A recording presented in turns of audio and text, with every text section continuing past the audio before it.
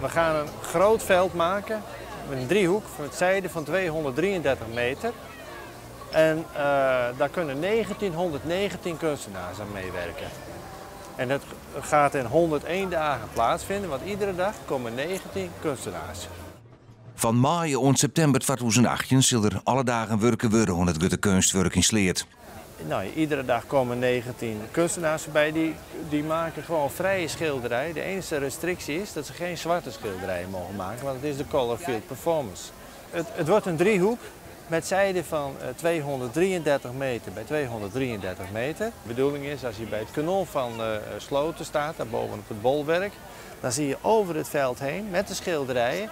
En daar kun je de details niet meer zien. En al die schilderijen die gaan zich als kleurtjes verhouden. Dat vloeit allemaal in elkaar over. Er binnen heel wat kunstenaars nodig. Hakse is drok dwaande om ze warm te krijgen, om uit te dwaan. Die kazeert op een kunstmerk in Grains. Kunstenaresse Petra Koonstra het haar al op, jong. Het lijkt me heel mooi om juist met een hele hoop mensen een heel groot landhard kunstwerk te maken. En het idee dat er zoveel mensen bijna 2000 aan mij werken.